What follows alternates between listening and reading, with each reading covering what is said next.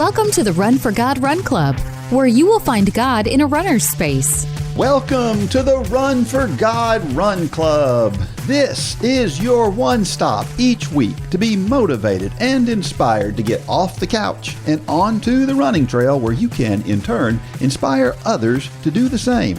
Let's learn, laugh, and leap into running together, giving God the glory for what we are able to do in His name. Amen. I am your running host, Dean Thompson. You know, we often have a vision for what we want to accomplish, but sometimes we lack the focus. And we're going to talk about that today. And then we're going to talk about someone's journey past the bad things that happened in his life. And joining me again to discuss those stories and a whole lot more is Run for God founder, Mitchell Hollis. Thanks for having me, Dean. Happy New Year. Happy New Year. Yeah, well, it's been a good start to the year. It has, and boy, I'm seeing all the comments and congratulations and this is great comments on the walking through the Bible. You know, we kind of alluded to this a few weeks ago, and the funny thing is, this really came about almost last minute. Yeah, and it was funny how God teased things up, because I was working on something that really had nothing to do with running, and at the same time, you were working on something that really had nothing to do with running, as far as something for our members, and I don't think that's a coincidence. No, he coordinates I really don't. Things. And it's fun to watch him do it too. It is, and the response to the walking through the Bible, and for those of you out there who may not know what it is, Dean is actually walking through the Bible in 1 year, and he's reading through the Bible. And you know, Dean has that butter voice.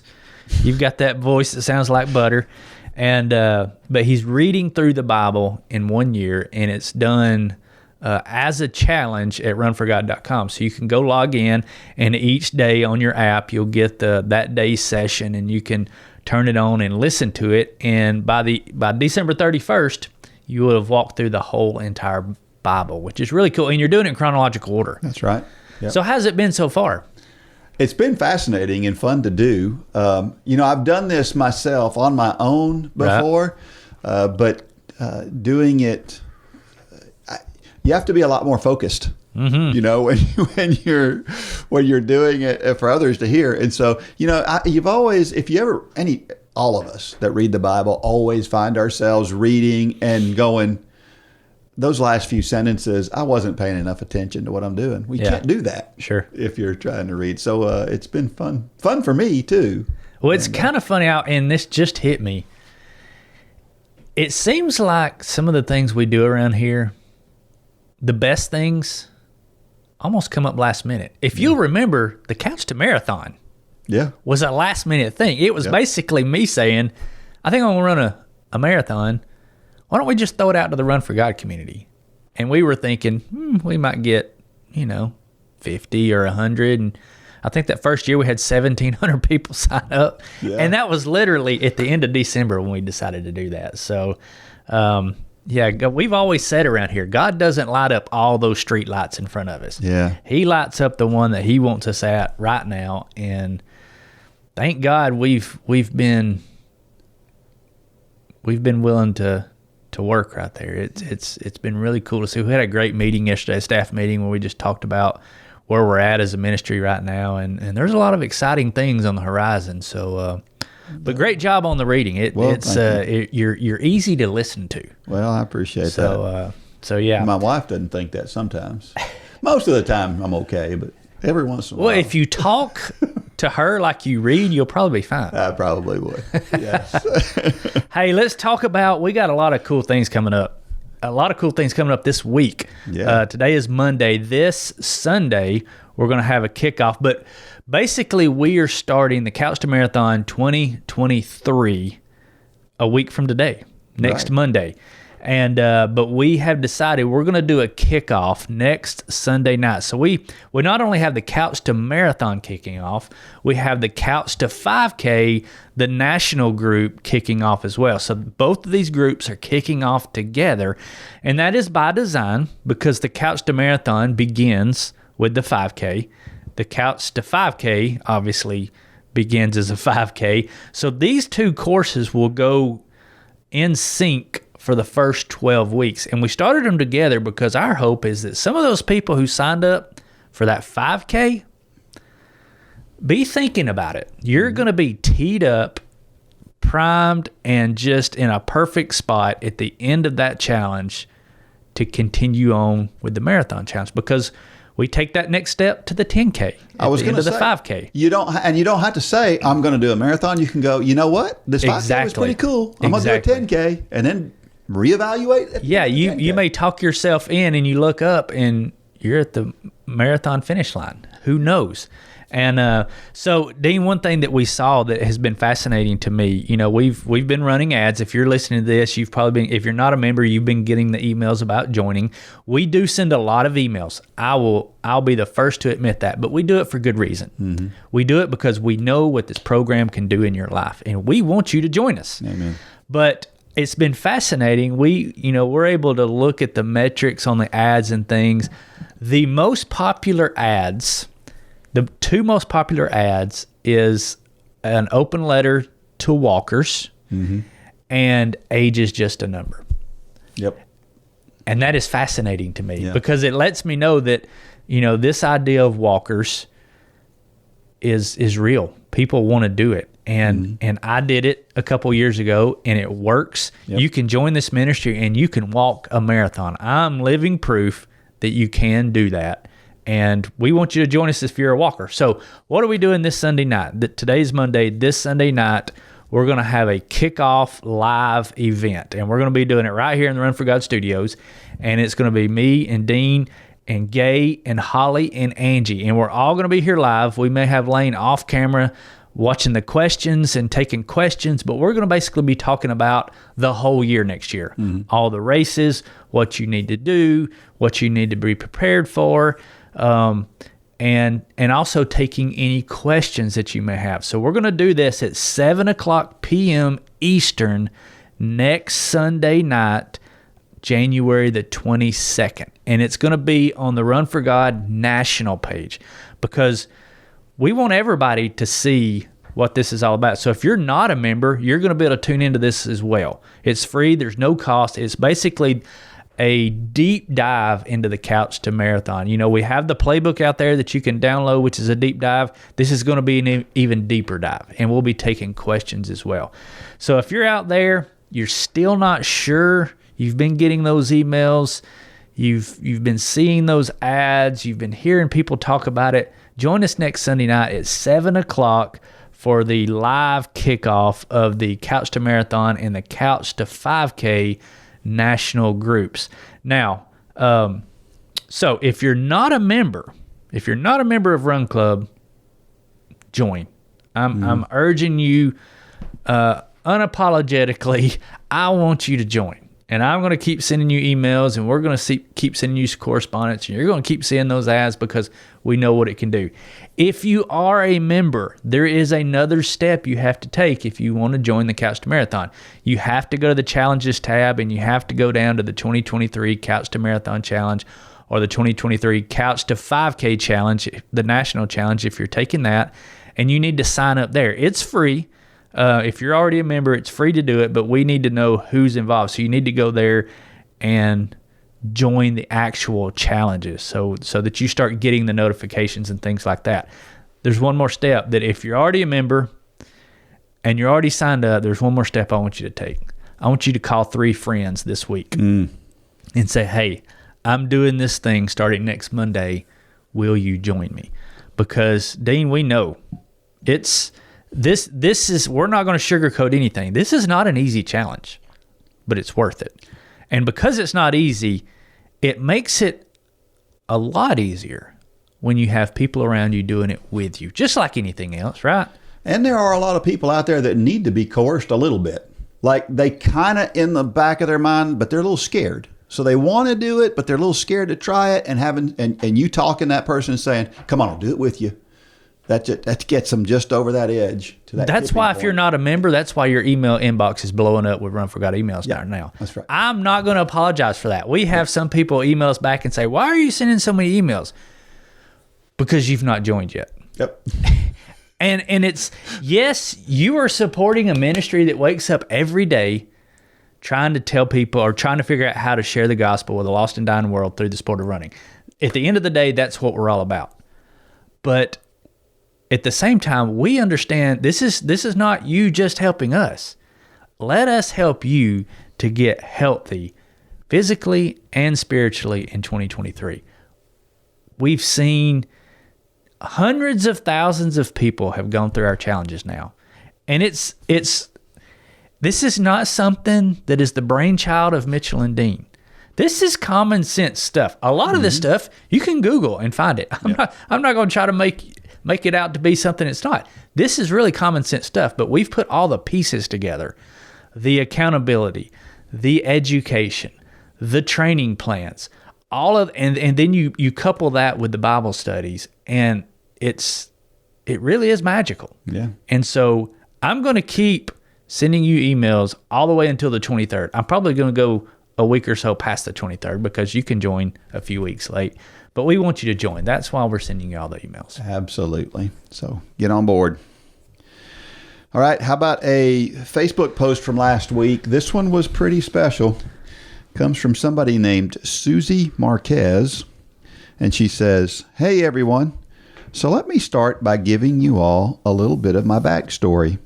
January 12th, 2020 at 1:30 a.m. was my last hit of meth. At 7:30 a.m., God said to me, 'Get up. You're getting baptized today with your son.' Of course, I was obedient. By 11:30 a.m., me and my son were baptized. From the moment I went under the water and came back up, I was completely different person. God saved me. I sought the Lord and he answered me." Psalm 34:4.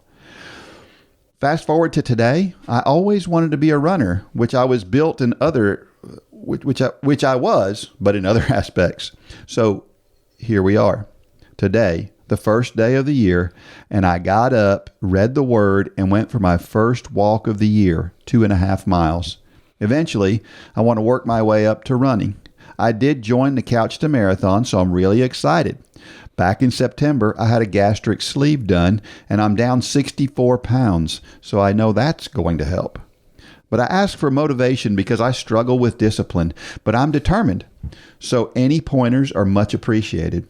In February, I'm going WTBI to go deeper with God. So therefore, thank you for the motivation y'all pour into this group. I pray 2023 is a year of accomplishments, a year of prayers answered, and a year of love, joy, and peace. Wow. That just gave me goosebumps when she said, where was it? She said, 1:30 a.m. was my last hit of meth. Yeah. God was right there at 1:31. That's right. I mean, that's... Yeah. Wow, Susie, we could do a whole podcast on that story. We really could. And I'm hoping, and one of the things I want to hear her whole story. Susie, we need you to write that whole story down and send it to us for sure. Yep. She indicates she's got no discipline.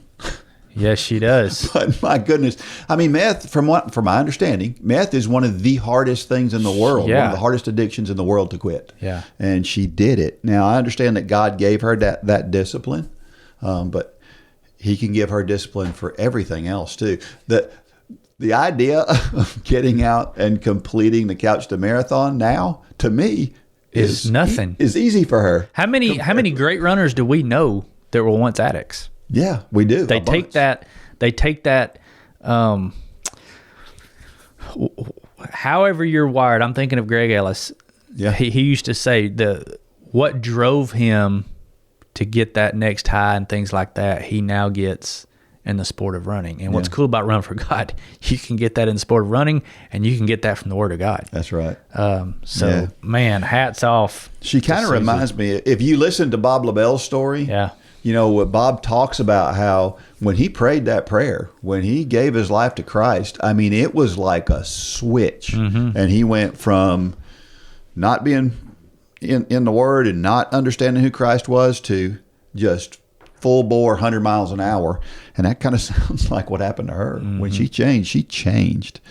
And I want to say this to everybody out there. If you're out there, part of Run Club, and you don't really share much of what your story is and things like that, this is the importance of that.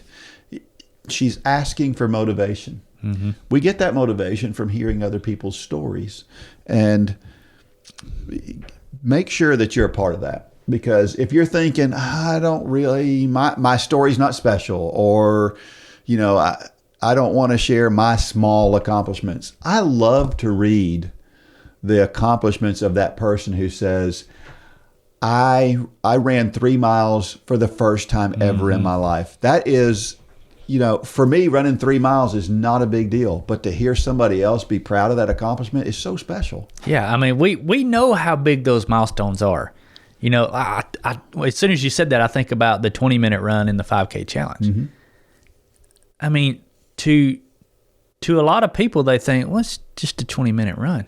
No, that is a huge milestone, and you don't understand how much somebody who's not done that first 20-minute run, how much encouragement they get from hearing somebody like Susie or anybody else on Run Club saying, hey, I did my first 3 miles today. Yep. And because you know how people are, because I'm the same way.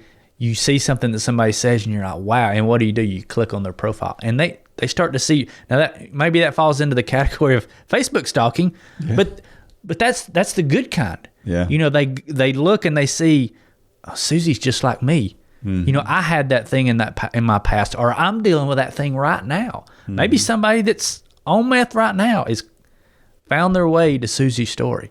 And had Susie not shared it, the hope would not be there for that person. And there's so many categories. This is an addict, but there's so many other categories that we think are so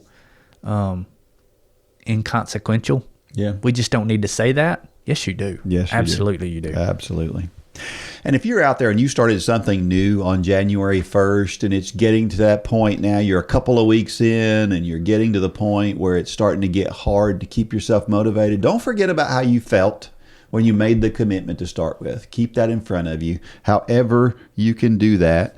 And if you miss a day, don't feel like you failed, right? Just pick up where you are and keep going. One of the things that we talked about in the Bible in a Year reading was, if you miss, let's say you get on a streak, you miss 3 or 4 days in a row. Don't feel like you have to go back and cram all that in. Now, if you got time to do it and it's comfortable, then fine. But don't feel like you have to do that. Just pick up where you are and just keep going. In training, we call that chasing workouts. That's right. If you miss a workout, you don't need to try to go back and make it up, especially if it's on a day that you have another workout. But I hear people say, well, I'm gonna get 2 runs in today. No, don't do that. I mean, especially because we got a lot of newcomers right now listening to this podcast because we're at the first of the year. Maybe we need to talk for just 30 seconds about the idea of don't do that. That's right. Don't go out and run 3 miles tomorrow because physically you probably can. Bad idea. Yep. Bad idea. Don't do with the program. Too much too soon is always a recipe for injury, burnout, frustration. It's why so many people start the sport and they're gone. You talk about the gyms. The gyms today, I don't go to a gym here in town, but I guarantee you, if we went to the Bradley Wellness Center, it is packed right now. Yep. By Valentine's Day, there'd be nobody there. And it's because people go in there and they load up the bench press with 250 pounds when they have no business benching 250 pounds. Now, they might be able to get it up, but then for the next 2 weeks, they can't move and they never go back. That's right. That's exactly what happens when you go out and say, well, I can run 2 miles today. Yeah, you probably can. Just like the guy can probably get up 225 pounds on the bench press. Yep. Then you don't see him back at the gym because everything hurts. So just follow the program. Absolutely. All right, we had a trivia question for last week, and this was kind of a practical one. It says, if you have been running for any time at all, you've probably had some sort of minor running injury. For example, maybe you turned an ankle running on a trail. Anytime you get swelling from an injury, there is an acronym that we use for treatment. The acronym is RICE, or RICE. What do the letters in that term mean? Of course, you knew this one. Mm-hmm. This, if you deal with injuries at all, then you probably know this. It stands for rest, ice, compression, and elevation. Anytime you get a minor thing, anytime you have swelling, this is a good thing to do, right? Yeah. As soon as it happens, start to rest it. Try to stay off of it. Try to not use whatever that is that's inflamed. Let's say you twist an ankle. Your ankle starts to swell. Well, get off your ankle, first of all. And that's the resting part. And you may need to keep your weight off of it for a day or two or three or however long. And then ice is the best thing. All the studies show that immediately following an accident, any kind of swelling that happens, that ice is the best thing for it. Now, there are some people who have to get onto, because the first thing they do is they go to heat, because they've heard somebody say heat. Heat is not the thing you do right after an injury. Well, heat always feels good in the moment too, but it's not doing the job. That's right. You need ice because it reduces inflammation.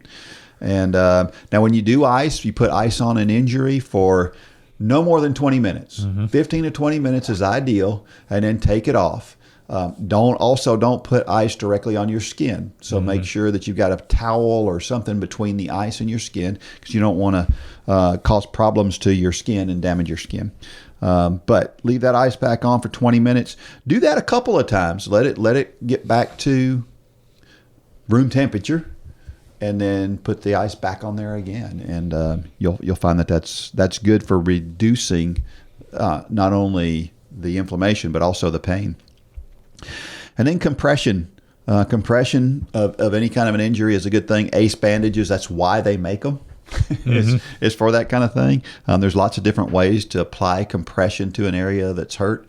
And so that, again, nice, firm, not too tight. Don't cut off circulation. I remember when I was in high school, one of my first, it was early. I had only been to a couple of practices, and my knee was hurting really bad. And so I wrapped it up in an ace bandage, and I wrapped it really tight. And I went to practice, and the coach looked at me and goes, looks like your leg's turning green. Yeah. My whole bottom of my leg was swelling, and it looked really bad. Purple. Anyway, yeah. So don't wrap it too tight. And then elevation, you want to get that injury, if you can get it 6 to 12 inches or so above your heart, then that's ideal, because it allows that blood to flow out of it and helps the ice and things to do its job.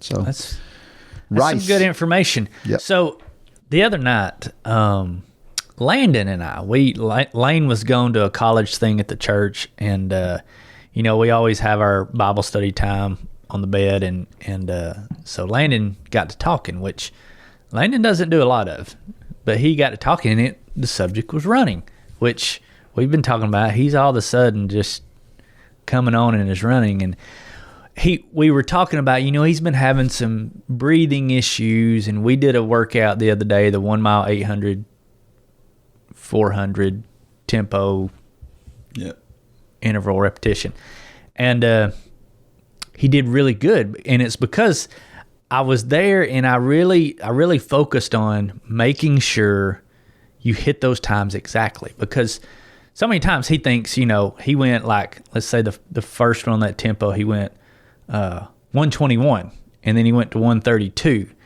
And I just said, on that second lap, Landon, that's a big swing. I said, let's just keep it consistent. And he kind of got upset with me. You know how Landon is. He's like, threw his hands up. And so that night, I kind of brought it up again, and we talked about the idea of lactate and what that does, and that 10 seconds is actually a huge difference, when in his mind it's 10 seconds. What's the big deal? Yeah. So we were talking about lactate and the threshold, and you want to stay just below that, and all that stuff that we won't get into. But he asked me a question that just absolutely stumped me. He said, will you talk about, the threshold is where your body goes from being able to get rid of lactate as you produce it to where lactate becomes abundant and therefore building up. He said, where does the lactate go? And when he said that, I was like, well, I don't know. Do you know? Yeah. Yeah, the lactate is broken down, and then it's made back into ATP, which is the energy that you need. But what does that? Because I immediately got online, and it looks like it's the liver that does that. Okay. The liver makes that, it comes into the liver, and it breaks it down, because lactate and the right amount is actually good. Right. But I never knew that. And it took my 16-year-old asking me the question, well, stuff. It's like, where do birds come from? I don't know. But he asked the question, he said, so where does the lactate go? And I just kind of looked at him, and I thought, only Landon. Landon would come up with that question.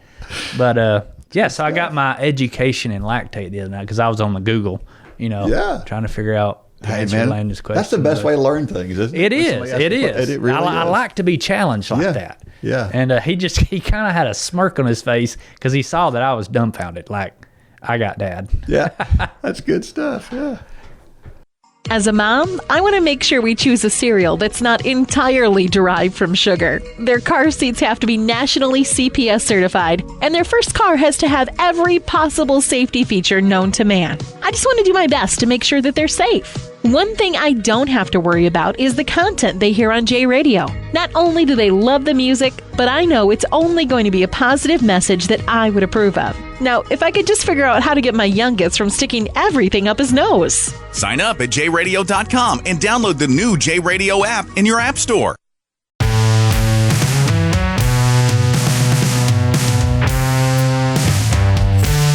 All right, we are back, and do you wear gloves, I guess, when it's cold outside to run in? Do you ever wear mittens? I don't wear mittens. I wear cheap jersey gloves, like the $1 gloves from the supermarket that you can buy, because you can, throw them down if you need to, and if they're not there when you come back, no big deal. And they're breathable, too, so they're not too bad from a There's lots of different choices out there. But if you're one of those people, and I'm one of those people who I can't stand for my hands to be cold, and I don't even mind if my hands are sweating, but I just want my hands to be warm. And so I've got a pair of mittens that actually were given to me. Those are classics, aren't they? Yeah.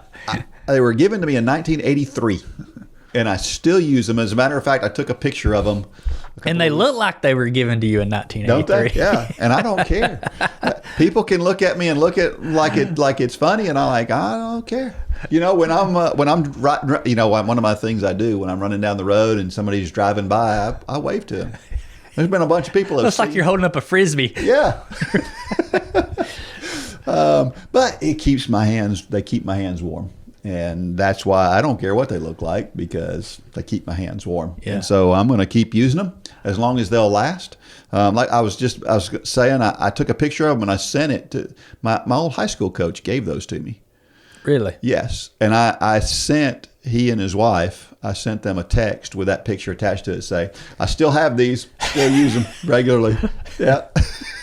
and he remembered them. So it was. We've still got to get him on here. Yes, we do. We do. You've got to keep pounding that drum. Yep. Now, my son has something called Raynaud's syndrome. Raynaud's syndrome is where you have trouble getting enough circulation into your extremities, and so his fingers will turn blue. I mean, it could be like 45 degrees out. Angie has that. Angie does. That's right. Fingers will turn blue before you know it. And so keeping your hands warm is obviously more important for somebody like that. And so if you struggle with that, try to find some mittens. Now, mittens are hard to find these days. I have said for a couple of years, I keep saying, I'm going to start a running mitten manufacturing thing, because I just feel like if people got a taste of it, they would like them. But they're not available. Yeah. So, anyway, maybe I'm crazy, but... and here's the funny part about me is my hands really bother me when they're cold. I can't stand for my hands to be cold. My feet don't bother me at all. I remember one time we were at a kind of a resort thing. We were with some other people, and there was a pool table out on the back screened in porch. It was 27 degrees out there. and I was walking around barefoot. Didn't bother me at all. Like my feet can be freezing cold and it doesn't bother me at all. But my hands, a little bit cold. For me, it's hands and head. Or ears specifically. Yeah. If my ears are cold. Yeah. Yeah. Crazy. Oh, well. All right. Well, sometimes we have a vision for what we need to do and where we need to go, but our focus is all wrong. And this story is all about that. And it comes from Carrie Williams. The title is, I Had a Vision, but I Needed Focus.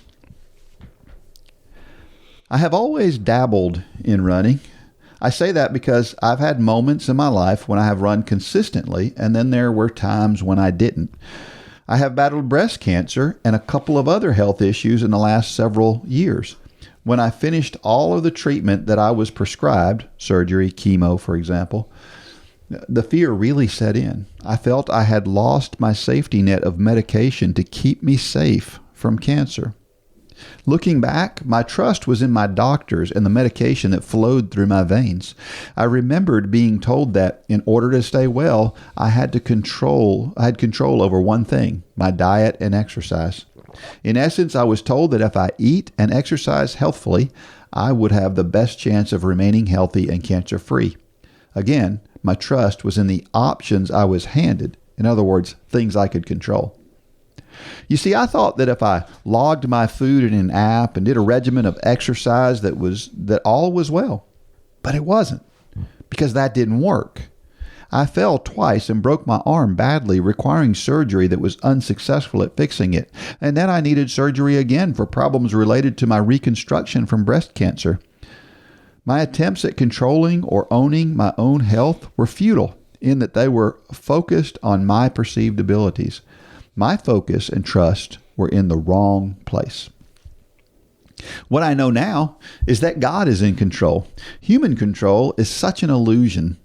I joined Run for God a couple of years ago. I have completed several 5Ks, one 10K, and one half marathon. My focus and trust is no longer in myself, but in the God who has blessed me with the ability to put one foot in front of the other. It requires faith in Him to finish many of my runs. I have learned to use my time running as a time to be with God. Sometimes I just marvel at His creation and enjoy the promise of spring as new growth appears and the days get longer. Other times I welcome the crispness that comes with fall weather. I see and feel things when I run that I would never be aware of at any other time. There are precious sounds from birds, the feel of the wind and sun on my face, tiny plants growing along the side of the road, all things that I would never notice if I weren't outside running. Today, I know and believe that God holds my health in His capable hands. Whether sick or well, God is the one that orchestrates the events of my life. He alone is in control. He alone is sovereign. When my focus is on Him, I position myself for Him to work in a mighty way in my life. Running distances that I never dreamed I could do are just one small example of this truth in my life. With that said, I am trying again this year in 2023.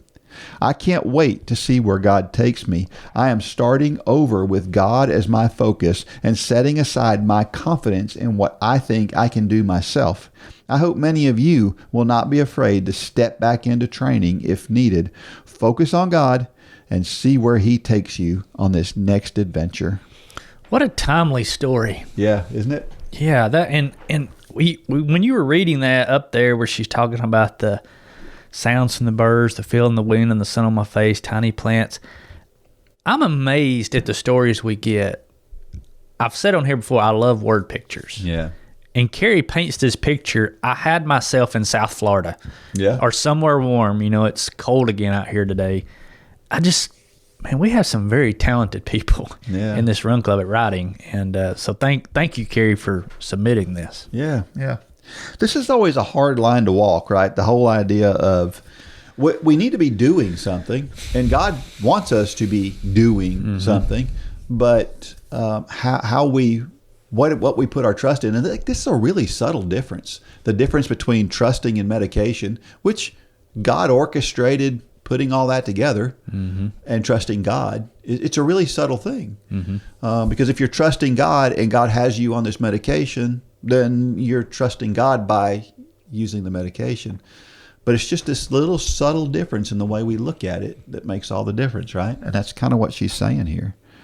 I think when we're at the beginning of the year, like we are now, it's a little easier to have this laser focus at the beginning of the year. It's a little bit easier to put our focus on God. And right now, when things are new, the Bible in a year thing that we're doing, the number of people who are listening to that right now are really high. We know what's going to happen, right? That number is going to decrease over the year because we don't stay as excited about it. And that's all just focus, like she's talking about. We got to keep reminding ourselves and find a system that keeps us on track. We talked about systems here a couple of weeks ago. We got to keep reminding ourselves we got to find a system, but we got to stay in contact with God. That's right. I'm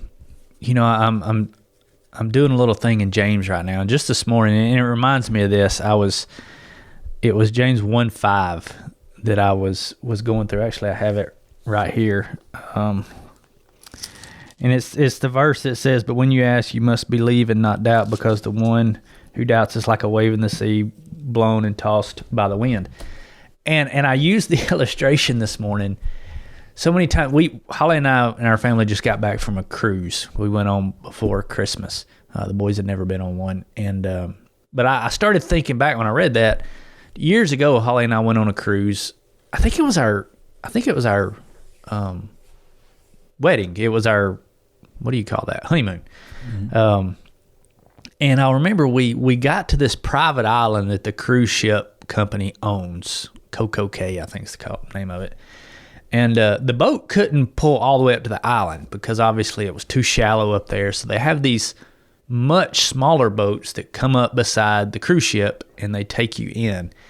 And I'll never forget when we stepped off the boat onto that smaller boat. The wind was really high that day, and so that small boat was just jumping, and I mean it was borderline dangerous stepping off that cruise ship onto that small boat. And I'll never forget stepping over, sitting down, everybody's got life jackets on and we're just rocking, and I'll never forget looking back at that cruise ship. And it hit me. I had almost forgotten that I was on a cruise ship. It was almost as if I was stepping from dry land over to that small boat, because this boat was just rocking. But that huge cruise ship wasn't moving. I mean, it was not affected. And that gave me this picture of that is God. And so many times we're over here and we want to do it our way. And we're just being beat to death. But if we fix our eyes, and even more than that, we step over onto God's footing. But so many times we go to God, and in the context of this verse, it's talking about asking for wisdom. But how many times do we go to God, we ask for his wisdom, he holds his hand out to pull us over onto the cruise ship, but we have all these other things in our mind that, well, this is backup in case I don't like what God's saying. And we're like, okay, God, I got it, no worries. In the meantime, we're out there in the middle of an ocean in a storm, and we're on our little dinghy. Yeah. How ridiculous does that look? But it's what we do so often. We don't, there's safety, there's stability, there's everything with God. But so many times we step away from our contact with him. Coming back to what Carrie's talking about here, we step away from that contact, and to your point, we fall away from the things that God has laid on our heart. When if we'll keep that dinghy tied up, or even better, step over, we won't fall away from those things. We won't fall away from the Bible in 1 year. Yeah. We won't. Yeah. The only reason we do is because that gap forms. Yep. And I don't know. It just kind of hit me with that. What a great example. Philippians 4:13, I can do all things through Christ who strengthens me. And she follows that with, I have to be careful not to live according to confidence in my own abilities, but live according to God's ability to enable me to do the things set before me. It's a good way to look at that scripture, isn't it? She's not saying that she can literally do anything, although God can do literally anything.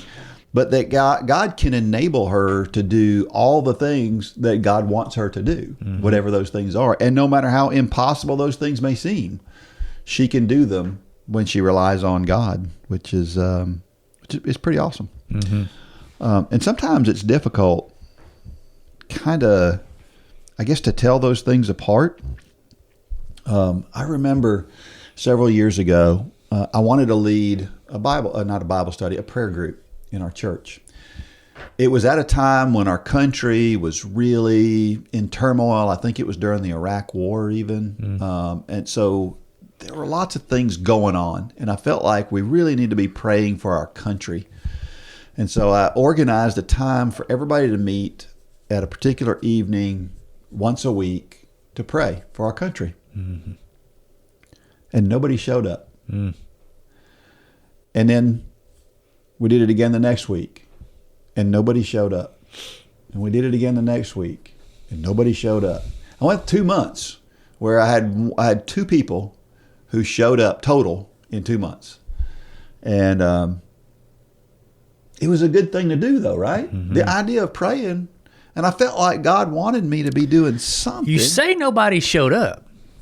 You showed up. I did. But I guess in the grand scheme of things, what ultimately happened with this was I found this Bible study. Because of all this that I was doing, I find this Bible study that I wound up using in our small group, our Sunday school class. That was huge. It was a huge impact, and it was a great study. And I think that's where God wanted me originally, maybe. But I just thought this other thing is a good idea, and it was Dean's idea. It wasn't really God's idea. I think in hindsight that seems to be clear. And so sometimes it's really hard for us to tell what does God want us to do, right? You ever find yourself in that situation where all the time you're doing good stuff, but yeah, I mean, I've got my little dinghy out in the water, and it seems like it's successful. Yeah, man, but the wind's not blowing that day. Yeah, that's. Yeah, that's a good way to put it. Yeah. Yeah, I mean but that is only. I'm not going to say it gets easier. It never gets easy, because we have a world that is. I'm reading. This is kind of my personal read right now. I'm reading the Screw Tape Letters. You ever read the Screw Tape Letters? Yeah, I love that. We constantly have wormwood and screw tape. They're constantly out there. Yep. The devil is constantly out. So it's never easy. But there again, when we wake up and we start our day, and I'm gonna step out and say, you need to start your day, because it makes a difference. Yeah. If you start your day with God, talking to God, reading His Word, praying, it makes those things. God tends to make things very clear. Sometimes it's not the things we want to hear. Yeah. But He's usually, if we get quiet, He gets loud. But too many times we're not quiet. And we've got the TV going, or we've got our phone laying there. We never really get to the point of quiet. But if we'll get quiet, God will get loud, and He'll make those things clear. Yeah. And in Jesus' name, screw tape and wormwood, get out of here. You've got to invoke that sometimes. And if you don't know what screw tape and wormwood is, look up C.S. Lewis, The Screw Tape Letters. Great read. I'm about halfway through it right now.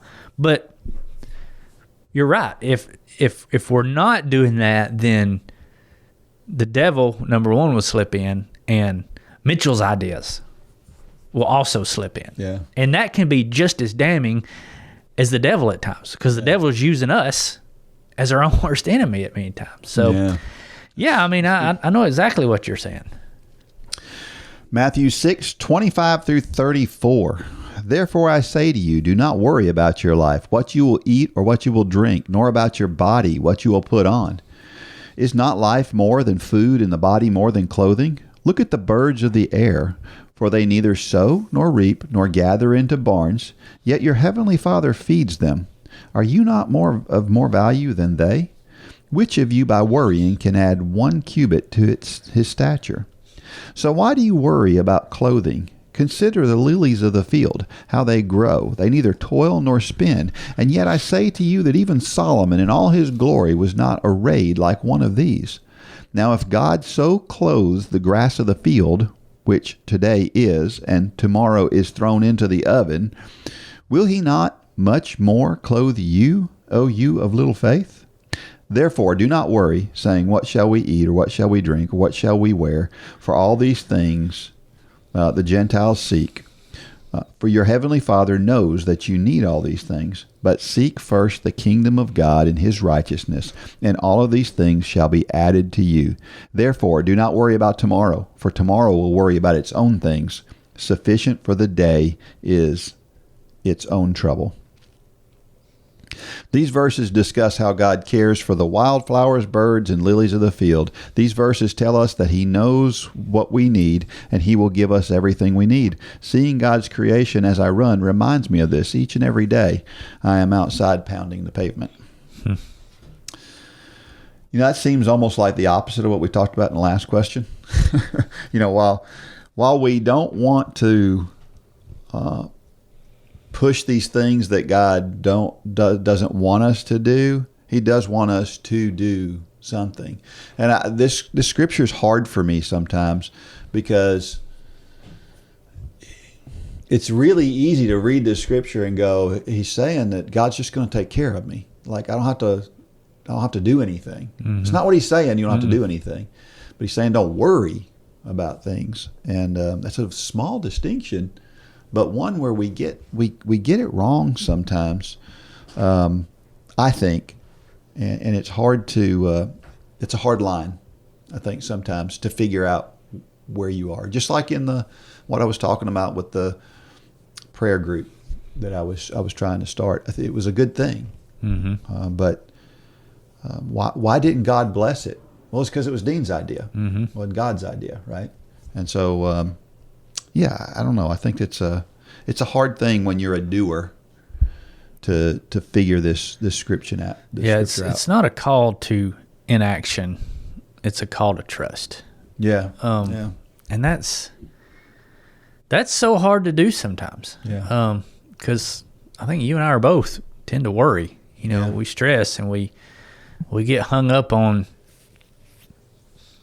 the forest. Yeah. When there's something much better out there, and we just got to get through this. But I'll be gray by the time I'm 55, I'm convinced, if I have hair at all. And it's because I do worry. And, I go back to that, the gentleman that comes to our church sometimes, and he says stress equals selfishness. Yeah. It's us saying, God, you can't handle this. We need to take it on ourselves. And I think that's what this verse is talking about. Yeah. It's not a call to go to bed and just lay there for the rest of your life. It's do what he's calling us to do, action, but don't stress about the consequences, because he's got that. He's on the ship. Yeah, we're in the dinghy. Yeah. I think about this in the context of this Bible in a year thing that we just started. I had no time to prepare for that, right? Because it came up at the last minute, but I think we just felt God kind of pushing us in that direction. And so it was just do it. I remember one time, this really hit me one time when we were talking in our church about doing a program that feeds kids at our local elementary school. And I brought it before the church and I said, I think we need to do this. And I think we need to start it on, like 3 months down the road or something like that. And one of our deacons, very wise man, Georgia Tech graduate. Go Dogs. He stood up and he goes, why not start it next week?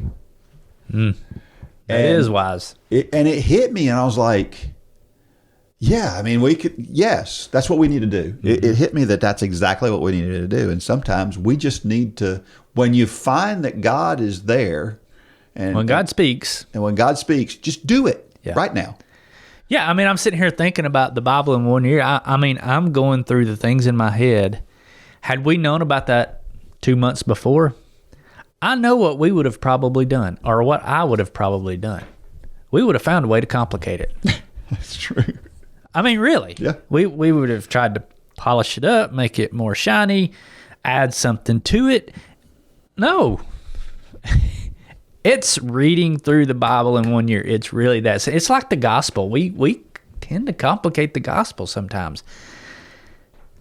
When God speaks, it's like, I listen to some podcasts, and sometimes the guy that I listen to is talking to a guy that proposes to a girl. And it's Dave Ramsey, and he'll ask, well, when are you getting married? And they'll say, 18 months. And he's like, why? Yeah. Why? And it's kind of the same thing. If God lays it on your heart to ask this girl to marry you, let's get married. Yeah. Why are you waiting 18 months? And that may be a bad example, but that's what we do. Yeah. That's how we're wired sometimes, is God puts this thing on our heart. Now we need to help God out. We got to plan this. We got to get making an event. We got to do all this stuff. Sometimes it's as simple as pull up a microphone and read through the Bible, Dean. Yeah. Yeah. And that's what you're doing, and the response to it is incredible. Yeah. And we can't take the credit for that. Nope. Absolutely not. Yeah. Yeah. I think about this from a running standpoint. I always try to do something. I always like to push boundaries a little bit, do something I've never done before. And so a couple of weeks ago, I decided I was going to run 100 miles 2 weeks in a row. Now, How did that go, by the way? I had never run, I had only run 100 miles in a week 4 times in my life up to that point. And so here I am. I'm going to try to run 2 weeks, 100 miles. And it went okay. I think you may have seen the post on Facebook where I had a really bad day that one day, and it was miserable. But for the most part, it went way better than I thought it would. And I remember I went in the second week, the next to last day of this whole thing was a 22-mile run. And at the point that I was running this 22-miler, I had run 248 miles in the 19 days before that. And so I honestly didn't know if I could do it. It was just 2 days removed from that post where I was really struggling, and I thought, I just don't know. And but I just started out. I started out, and it was miserable to start with. My left leg ached so bad when I started that 22-mile run. And I thought, I don't know if I'm gonna be able to do this. But you know what? I just kept putting one foot in front of the other, and it got to feeling better as I went. And was it hard? Yeah, it was hard. I got through it, and what I found out was I really just needed to relax and just let it happen. And that's kind of what this verse is saying to me is just relax. God's got, all the details worked out. He's got all the things you need. Just relax and just do what I'm asking you to do.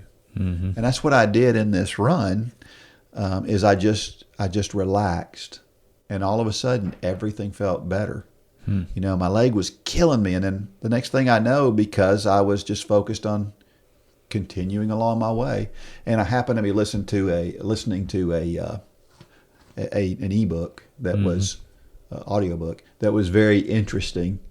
And so I was kind of getting into that. And the next thing I knew, I was gliding along at a decent pace without even struggling. And God just wants us to just relax and let him have it. That's a great metaphor for life. It really is. Yeah. All right. Question. How can you quiet the noise of the world around you and spend time with just God? Put your phone down. Was that unclear? That's pretty clear. And that's a good one. It is. It really is. I think that's our number one distraction in today's society. It is. It's not even close, I don't think. Yeah. Number one distraction is our phones. Yep. And you live by it, because I know when we started this, we use phones to help record this, and you had to go to the other room to go get your phone. You're talking about this morning? Yeah. Yeah. I try to do that in the mornings. I just because I do my quiet time. Yeah. I did it before you got here, and because I'm as bad as anybody. If it's there, I'm going to look at it. Yep. If it no matter how many notifications you turn off on your phone, something still buzzes. Yeah. Something will grab you. And it's like that thing that buzz is alerting you of a nuclear attack coming on your house. That's how important that buzz is to us. Why is that, Dean? I don't know, but it is. You're absolutely 100% right. You can't.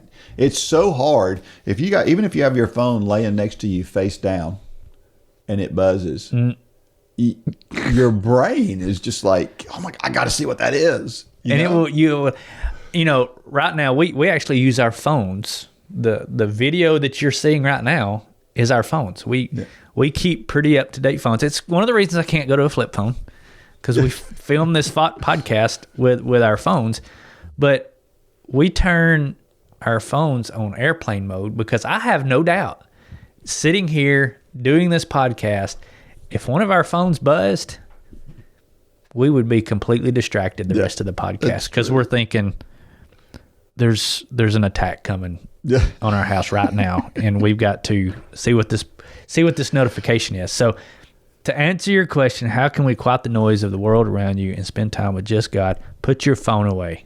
Yep. Go outside and sit in complete silence and listen to the birds. That is a great way. Yeah. I talk about being in the deer stand. Yeah. You know, I love that time. I hadn't done it as much as I'd like to this year.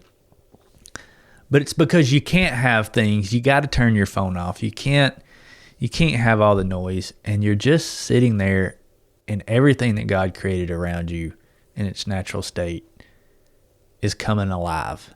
And man, there's no better way than that right there. Yeah, that's a good example. Question 2. Is there an area of your life that you are trying to maintain in control of and deal with yourself? What is keeping you from giving it to God? You know, this question, I really thought about this question. And I think have you ever watched somebody, maybe in a political sense, two people watching the same thing, and they hear two completely different things. Mm-hmm. But it was only one thing said, but they both hear it completely different. And we call that cognitive dissonance. Whenever we hear something and we think it said something that it didn't say. And I think the problem with this trying to maintain control ourselves is that when we're in the middle of that, we don't know we're in the middle of it. It's like cognitive dissonance. We don't realize it.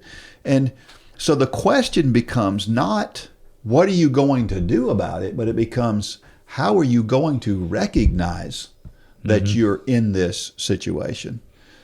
And of course, to me, the answer for that is you got to spend time talking with God. You got to spend time in the Bible. You got to be immersed in it, and you got to be connected to Him, and He will make sure that you notice. Mm-hmm.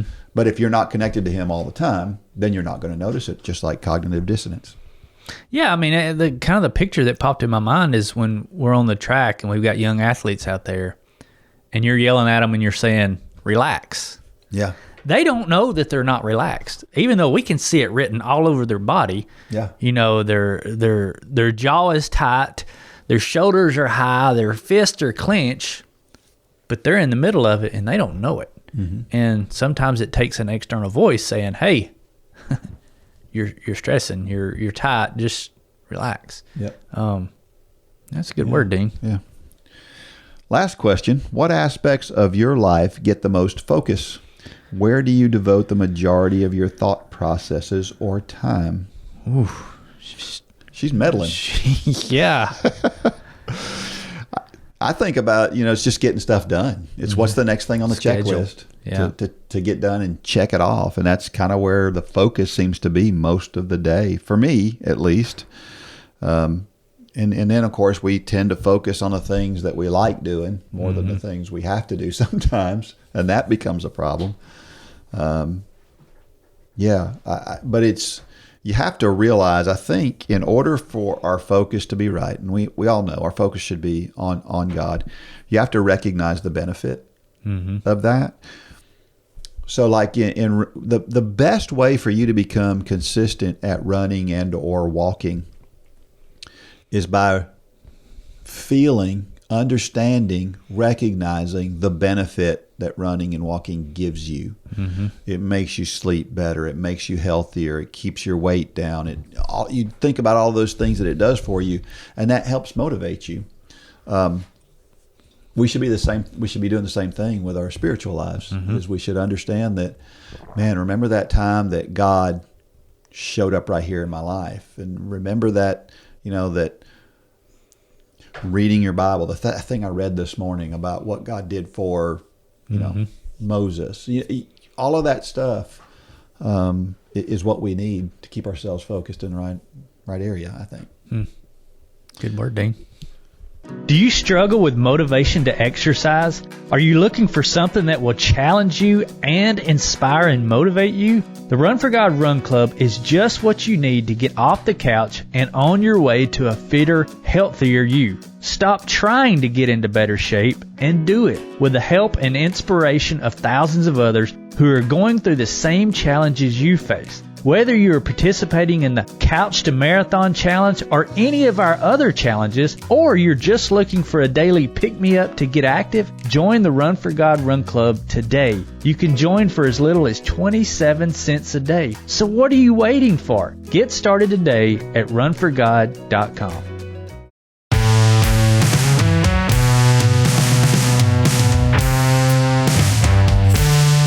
All right, we are back. We talked about the acronym RICE, rest, ice, compression, and elevation.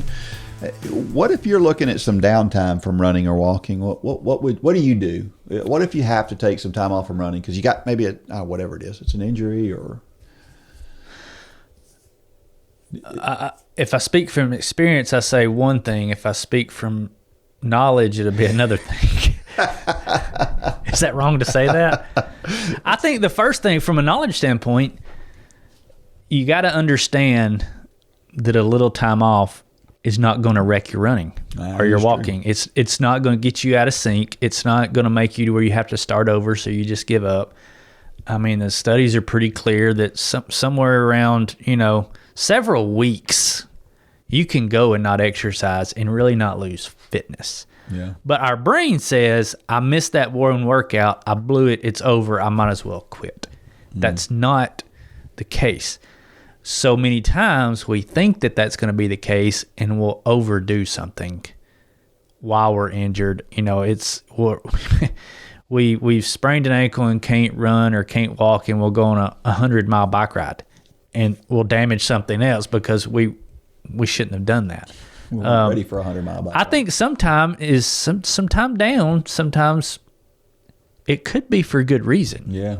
A lot of times injuries come about because we're doing too much, and it's God's way of saying, hey, you may take a break. Now, from a practical standpoint, cross-chaining, riding a bike, rowing, which I've never rowed before, but I know that's a good alternative, swimming, things like that are good things to do. But there again, acknowledge that you're entering another sport, a different sport, so you need to go. I mean, the too much, too fast, too soon applies to those sports, just like running. So good they're not equal. Yeah. Just because you can run for 1 hour doesn't necessarily mean that you can row for 1 hour. Yeah. And so you can do just as much damage while you're injured trying to cross train as you can what got you in the injury to begin with. Yeah, that's a good point. One thing that you can do that people I don't think about. Now, you have to have access to a pool in order to do this, and that's difficult for a lot of people. But one of the things that is very similar to running that you can do is aqua jogging. Yeah.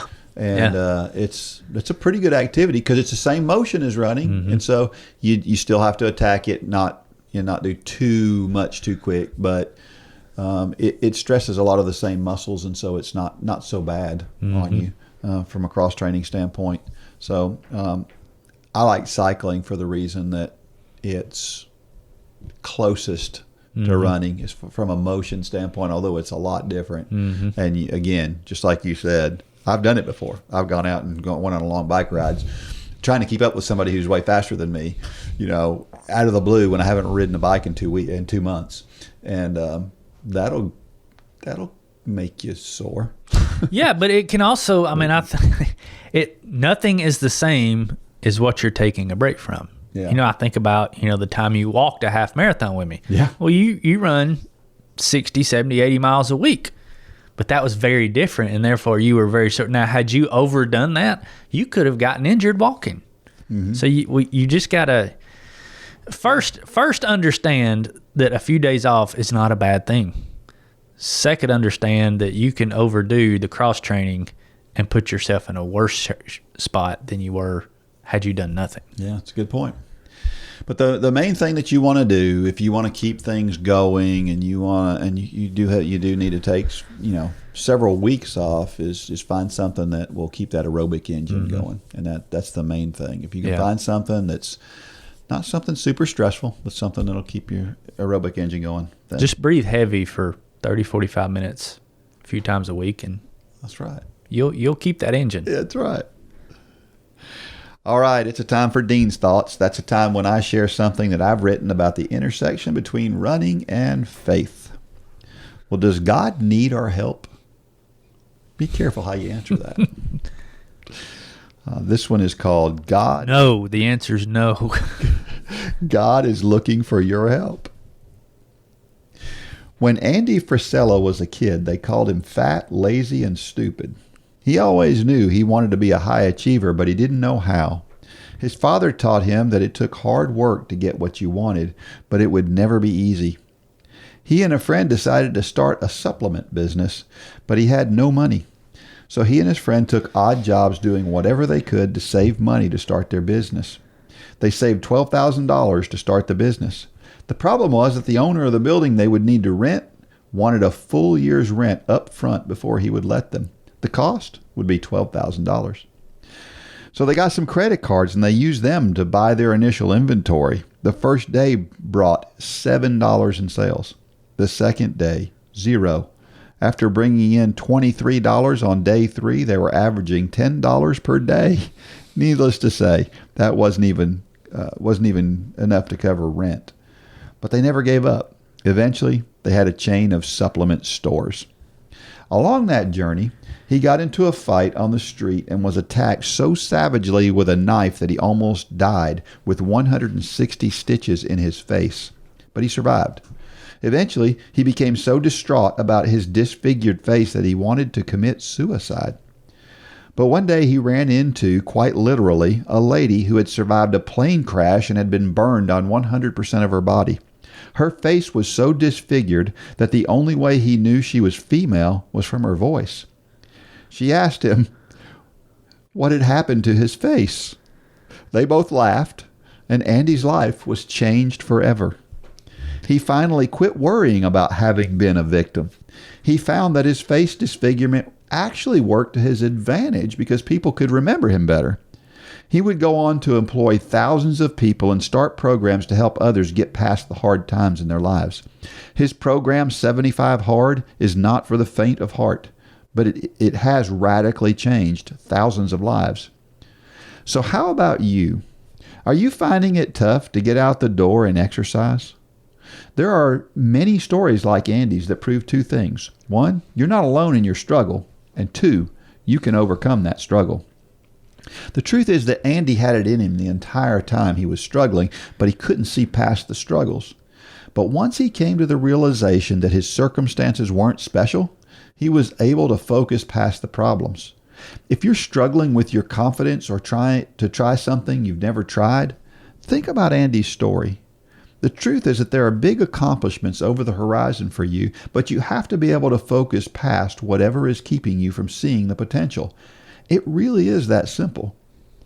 The same can be said for our spiritual lives. We know the Bible tells us that God has big plans for us, but we are often too focused on our circumstances to see those plans. If we will spend time focusing on God and past our circumstances, we'll find His direction for our lives. I pray that you're able to change your focus today, if you're not already there, and spend time with God that is needed to reveal what He has in store for you.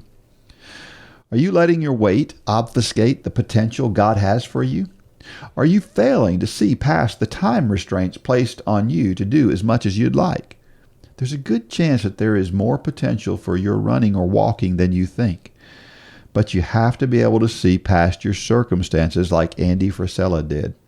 God can change you in many ways, but He needs your help. Whether it is running, walking, or starting a new ministry, I challenge you today to look past your circumstances and realize what God has in store for you. It's a great story, Dean. And a disclaimer about Andy Frisella. If you look him up, I did. he's not a Christian. Or he doesn't appear to be. Well, I say that, yes. He uses some pretty strong language. Yeah. Let's just say that. Yeah. But the point of what he went through, here's a guy who was obviously driven so hard to start this supplement business, and then, he has this terrible, terrible injury, and he was feeling sorry for himself. He was feeling sorry for himself that his face was so bad that people just stared at him, and it's what he focused on was, oh my gosh, people are staring at me. And it just tickles me, this meeting of this lady. And what happened to your face? Yeah, I mean, that only she could say that. Yes, exactly. But I don't know that God orchestrated that so that he could see that and go, you know what? She's not taking this thing super seriously. Yeah. She's way worse off than I am. Yeah. So why can't I do the same thing? And it radically changed his life. I could almost see that being her ministry. I don't know who that lady was or anything about her, but man, what a ministry she has. If it's not her ministry, what a ministry she has, because she can talk to people like no other person can. Yeah. And so many times God puts things in our lives that we're able to do that. Yeah. But we don't see it. We see it as a bad thing. Yeah. Just like Andy was doing. He was seeing this thing as a bad thing, and many times God says, this is all things work together for those who trust in him. I don't know where Andy's at, but God is allowing Andy to use this seemingly bad thing for good in a lot of ways now. Because I looked at his website. He's doing great things for a lot of people. Mm-hmm. So you got to give him that. And God's in there somewhere. Yeah. God's in that somewhere. Yes. So when I say God needs our help, what I mean by that is God doesn't need our help to do anything. But in order for us to fulfill what God has for us, he needs our help. But that's not, then the reason I said no right in the microphone is so many times we have the posture of, God, I'm going to help you out here. Yeah. That's not the help he needs. That's right. That's right. I just wanted us to kind of take a look at that from a little bit different angle. For sure. And look at it as, there is something you have to do. You don't just sit back and God does his thing with you. Right. There's your part. He gives us free will. Right. And with that free will, we have to do something with it. Obedience to God is often action. Yeah. Yep. And there's so many people who are convinced that they're broken beyond repair. Mm-hmm. And it's just not true. I mean, here's a guy who wanted to end his life because he felt like he was broken beyond repair. And he went from I am a completely useless human being to now helping thousands of people radically change their lives. I mean, God can do so much with us if we'll just let him. I thought about this from this standpoint. I thought this was a really interesting illustration.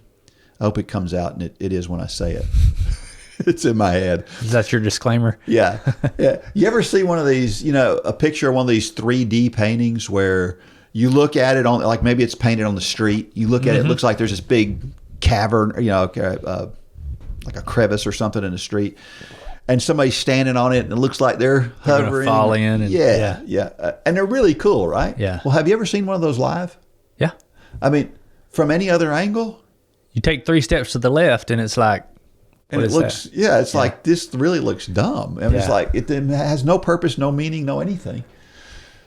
But what God wants us to do is he wants us at the right vantage point. Yeah. He wants us to be able to look at our lives and see it as this grand and glorious thing. But we can only do that when we stand where God wants us to stand to see it. And sometimes that's standing in a place that we don't want to stand. You're right. Yeah. That's a good way to put it. It's standing in brokenheartedness. It's standing in a trial, financial woe, whatever it is, a relationship or a sickness.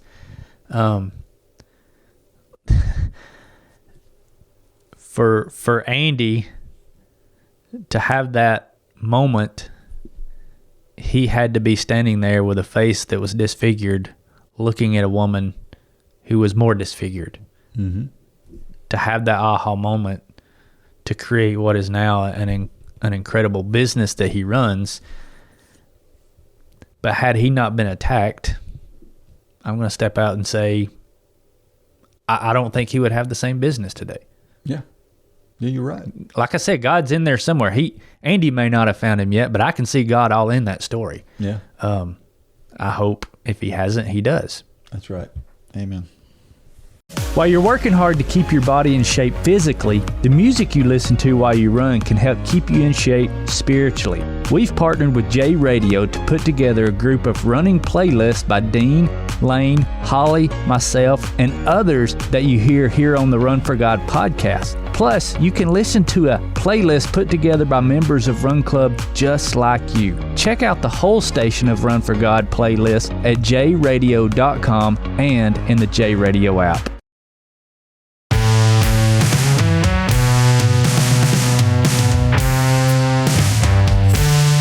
All right, every week I share a reason why running is so awesome, and this is this week's. There is no other activity that can make you proud of a black toenail. Is that stretching a little bit? Have you ever had black toenails? No, I've had black fingernails, but not from running. It's been from hammers. Oh, wow, yeah. But no, I've never had black toe. We were actually talking about that the other night, of why some people get black toenails.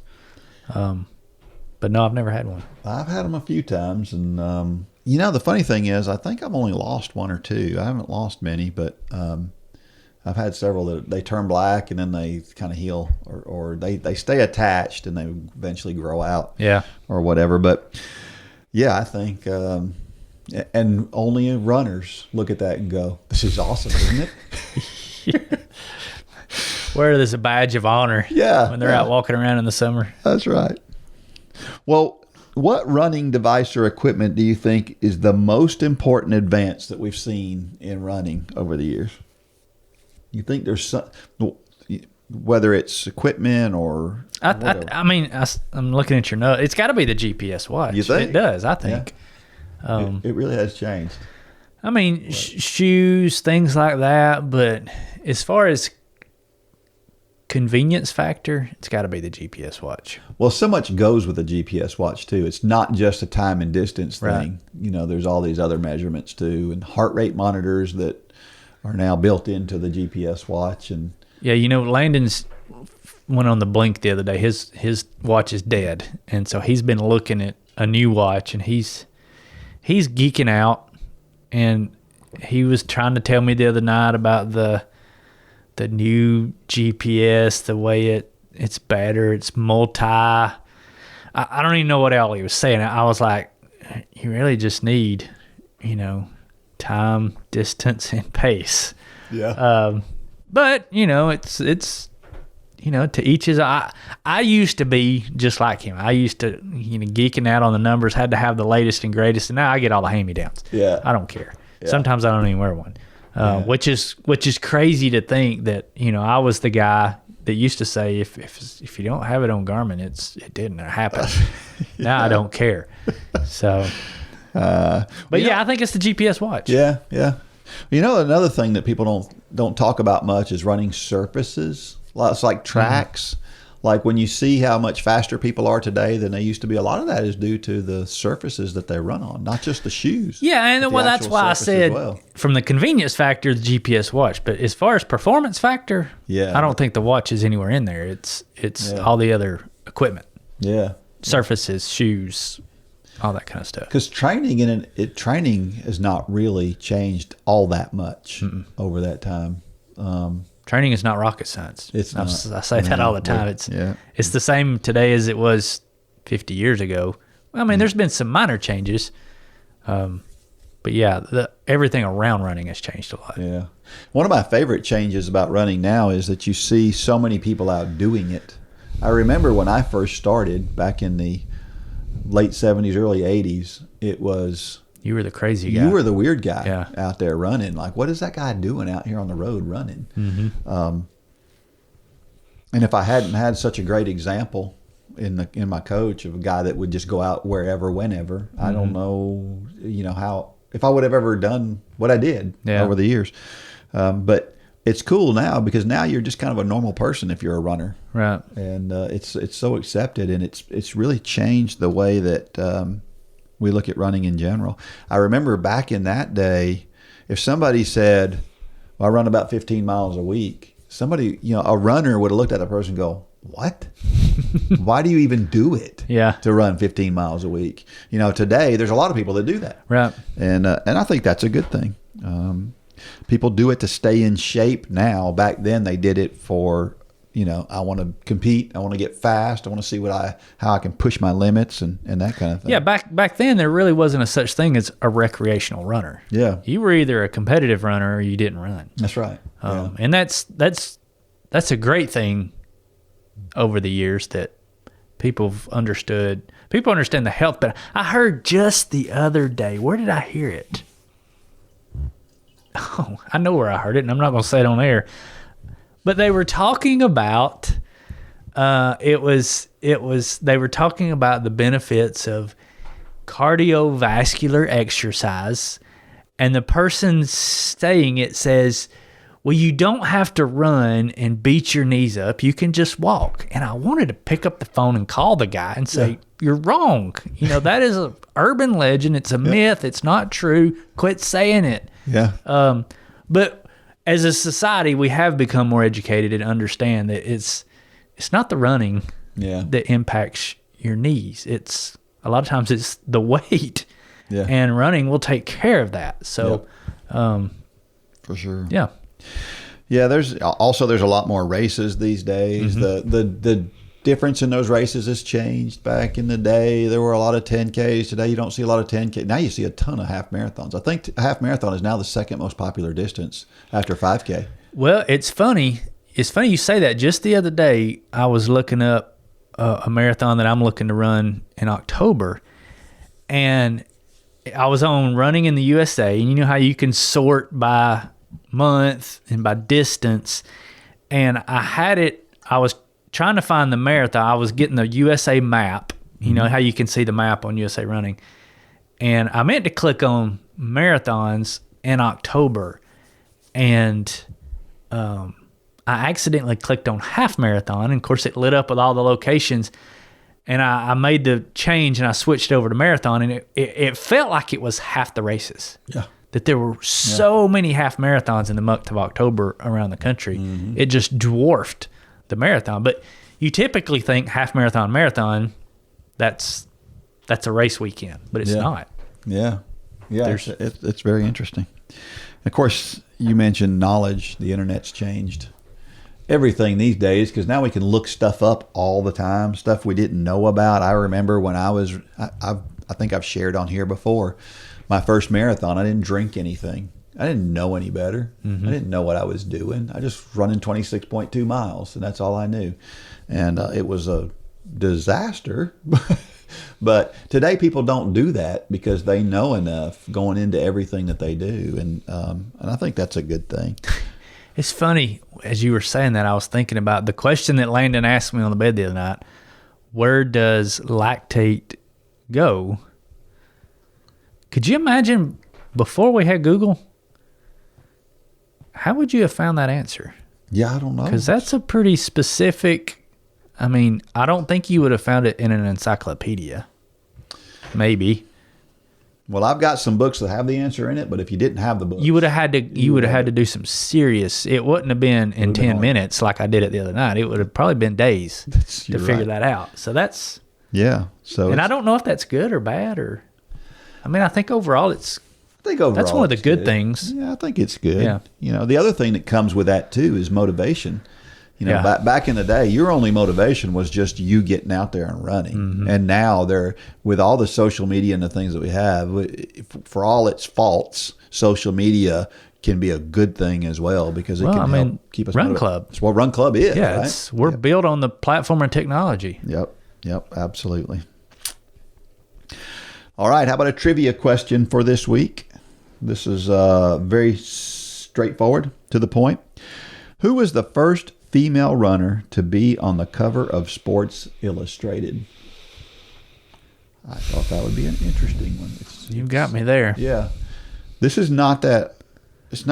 not too hard to find, but I did find that finding who the first male runner on the cover of Sports Illustrated was a really, really difficult thing to find. Really? Yeah. Yeah, I don't know why, but it was. But the first female runner to be on the cover of Sports Illustrated, if you know the answer to that, you can send it to dean@runforgod.com. Be the first person to answer that, send that to me, and you will win a $20 gift code, yeah, whatever, for at the Run for God store. Yep, So, it'll just miraculously arrive in your inbox. That would be awesome. Yeah. So so be the first to answer. All right, we'll leave you with a motivational thought of the week, and it's this. It comes from the Dalai Lama. Now, we don't have to agree with the Dalai Lama on religious grounds, but this is a really good thought. Just one small positive thought in the morning can change your whole day. That's why a lot of people do their Bible reading in the morning, right? Quiet time in the morning, because it can change the trajectory of your day. So find that positive thought first thing in the morning, and keep that in the front of your mind all day long. Hey, and before you hit stop on this podcast, how about sharing it? Yeah. Share it on your social media. Send it to somebody that you think needs to hear it. That's, this podcast is free, but that's a way that you can really kind of help us out and send it on to somebody. Rate it, write a comment about it, 5-star review. We don't need any 1-star reviews. You can just keep Mom always said, if you ain't got anything nice to say, just don't say anything at all. So, but if you like it, enjoy it, let us know. Do a review, forward it, send it. It really helps us in the podcast world if you do that. Yep, absolutely. All right, till next week. May God bless every step of every run. Go out there and shine your light. Good job, Dean.